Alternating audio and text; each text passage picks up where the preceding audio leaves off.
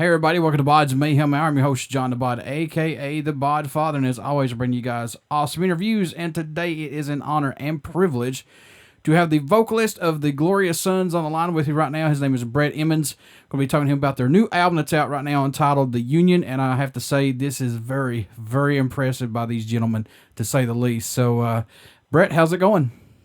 Hey man, the privilege is ours. Thanks for having me.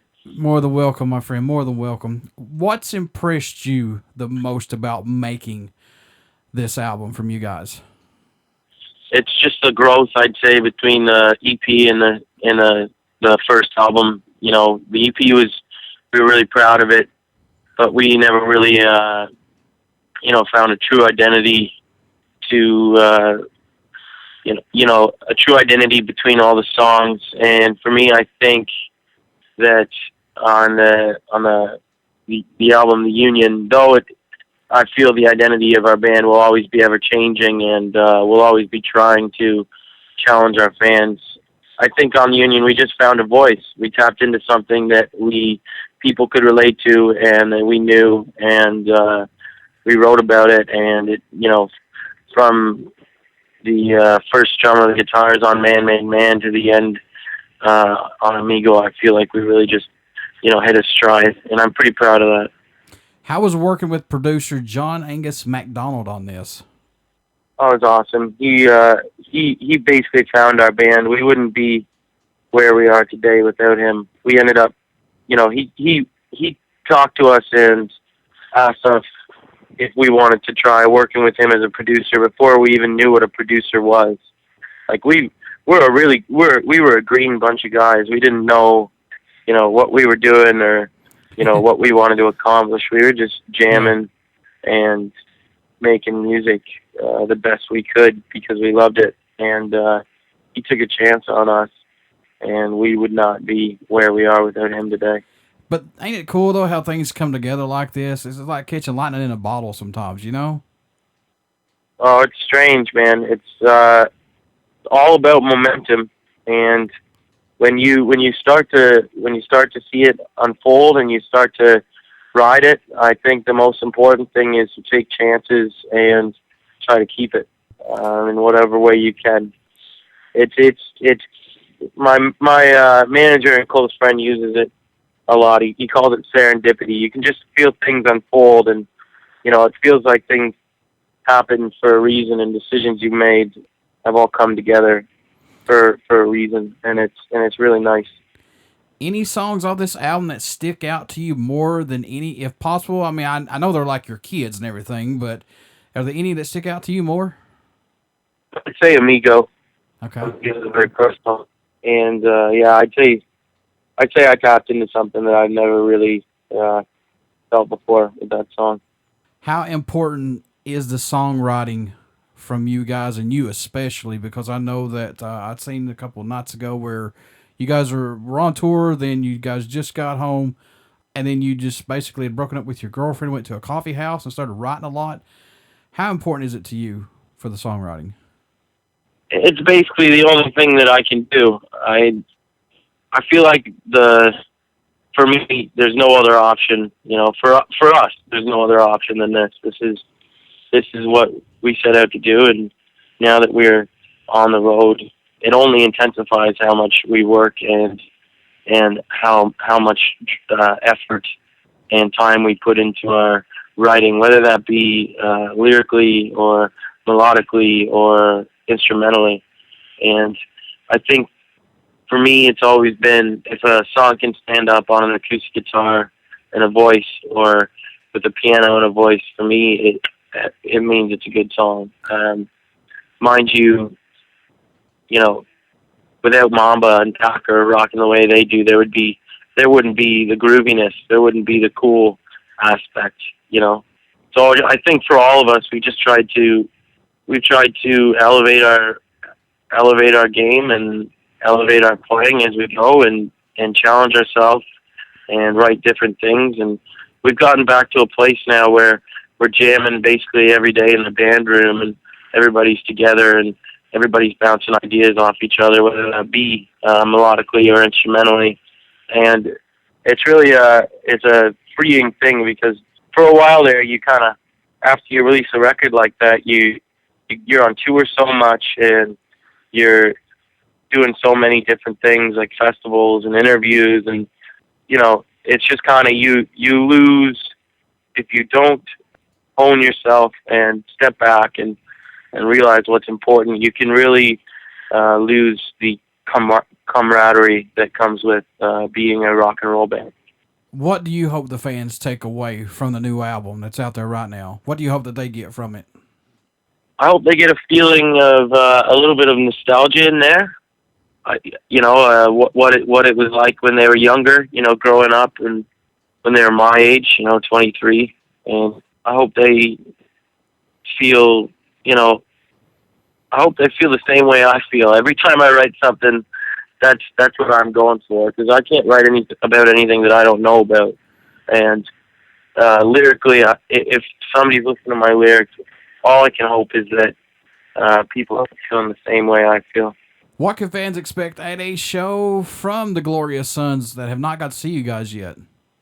A dirty, bloody, sweaty rock and roll show. There's no stopping. It's like a train that's about to track at any second, but miraculously survives to the very end. What was it like for you guys, or especially for you, when you heard the fans singing along the first time to your guys' music? What was that like? Oh, it's incredible. It's one of the reasons that you get into it is to, performing and being on stage is so. For me, there's two parts. There's writing a song that you can have forever, and you keep it forever, no matter what happens to it. You on it and on it, and sometimes maybe you think, wow, that song sucks. Sometimes maybe you think, holy crap, I should.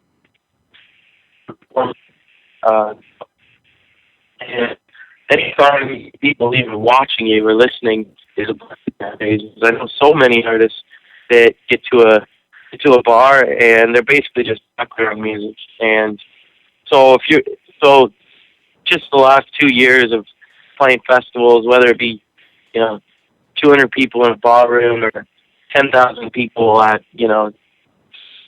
some opening slot in some festival, and listening to people sing songs it's probably the most amazing feeling that anybody could ever feel, and I can't really even describe it. It's just, don't think about it in the moment. It just adds to your energy, and it adds to your, just reminds you, I guess, at the end of the day, how you're doing it.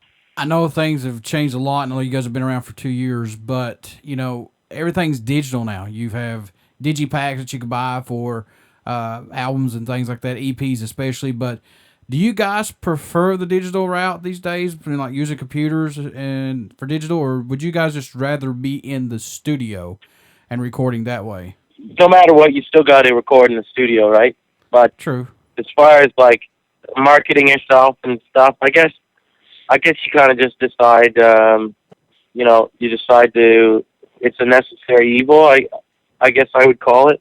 I think that we've lost a little bit of the mystery that goes behind our artists with the new digital age. Everybody wants to be seeing you doing something or eating something up every minute of their life. We spend probably on average three hours a day on our phones. Some of us, people in general, and I guess it's kind of a necessary evil because it's not changing, and I think if anything, it'll probably just become more like that.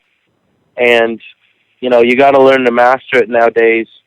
And for a band like us, being such a raw and not a refined pop act, or we don't use a lot of backing tracks.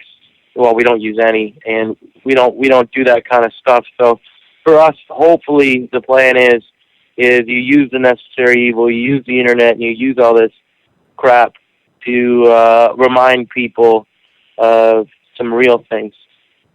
And if at the end of the day, whether there's 10 people listening or 100,000 people listening, it's still worth it, because I know a lot of people that have never had this opportunity in their life. In your own opinion, Brett, what does the Glorious Sons bring to the table for music that may not be out there of today? I think it's the rawness. I think that we, you know, I don't know. I think that bands used to, if you don't mind me saying, give a shit less. And they cared about the music, and they cared about having fun with their music, and they didn't care about the money or the image or just all the crap that goes along with it. I think that, we're from Kingston, Ontario. It's got 140,000 people in it, and before that, me and my brother lived in a town called Odessa with a population of 600. And I've been to LA a few times, and I can feel how close to the money you are when you're down there.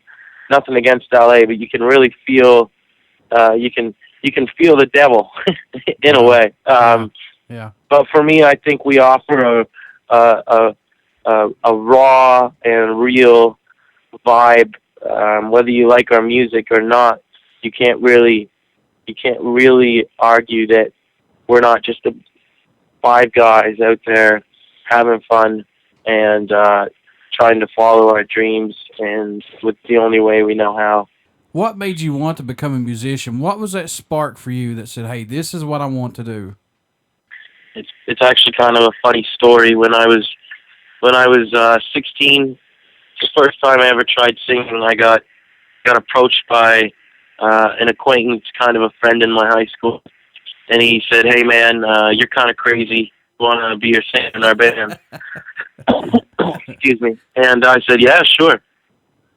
So I went to band practice, and we had 3 or 4 of them, and then I didn't hear anything from them, and then I talked to him a couple weeks later, and he said, "Hey man, we found a real singer. We wanted a real singer." So wow. I was kind of let down a little bit. I was kind of upset.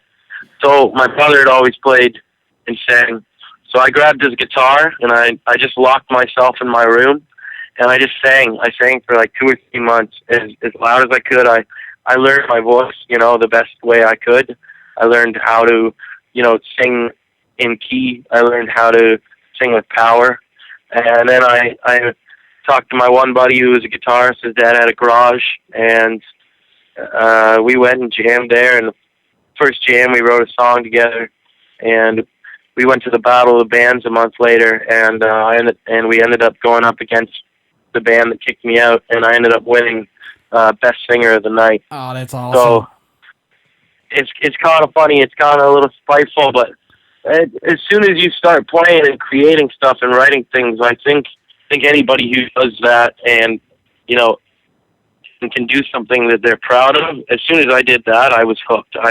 I had a feeling like I'd never had before in my life, and I tried to do other things. I tried going to school and getting my English major, and I tried all that crap, but I just wanted to be a musician. I just wanted to play, whether that be in a bar with 5 people there, or whether that be with 5 other guys going crazy. I just want to sing.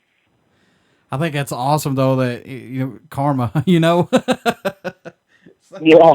it's funny. It's really funny. And so,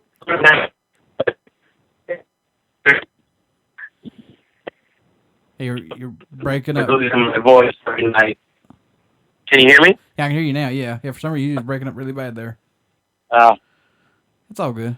Yeah, I was just talking about how I learned to sing, but I kind of learned to sing wrong that way, so it was some more karma but back at me.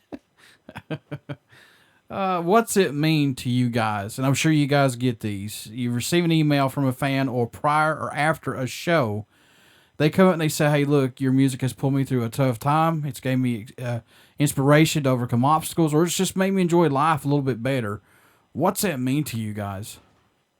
Well, that's the same thing as people singing your song, at a live show. A lot of people, they'll say that, and that's amazing. It makes you feel awesome.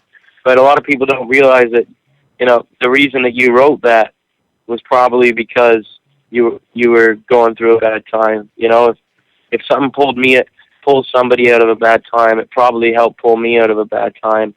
If something made somebody else dance, it probably, made me dance. I think that's kind of the secret to it, is to be honest with yourself and kind of just give the page everything that you have. And hopefully, that's the effect it'll have on people. And it's the best feeling because, number one, it just connects you with the people more. And number two, it's just basically, again, shows you why you're doing it.